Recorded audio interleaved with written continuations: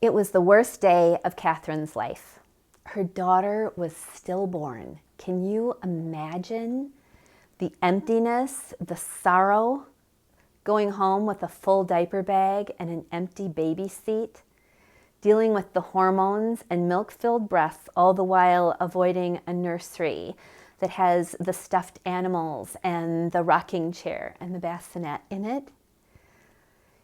In her grief, Kathryn was angry, and instead of relying on God or leaning into Him, she was offended by Him. She turned her back on Him.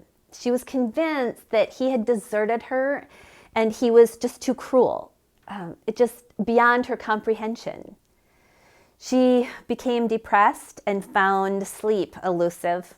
So she drank at night to try to help her sleep, and then she slept all day because she was tired and hungover. She stopped going to church because it was just too painful to see pregnant women and little kids. It took almost 6 months before she could even look at heaven. But when she finally let go of the offense that she had against God, and when she asked for His forgiveness and His restoration, He flooded her brokenness with His peace. That's when the healing finally began, she said. It took a long time, and I still don't understand why it happened. But after I surrendered my anger and gave up my offense, that my faith grew and continues to grow. Even when I don't understand it, I can trust that God has a plan. We've all been there, haven't we?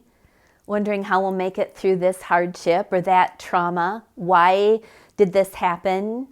Does God allow more than we can handle? Oh yes, He does. Are there things that we go through that make no sense? Surely, yes.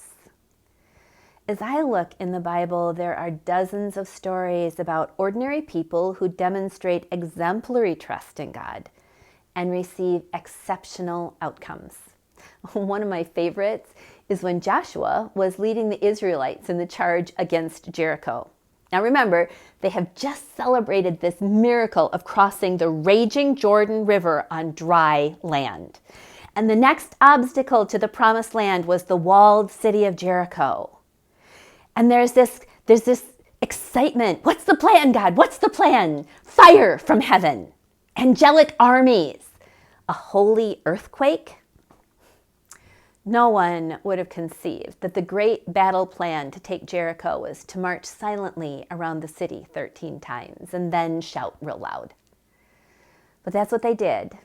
They trusted God's plan, and that whole city, the walls came tumbling down, and the Israelites plundered. As Kathryn trusted the Lord, she discovered that the same God who led Joshua and the Israelites into the promised land could lead her out of her wilderness.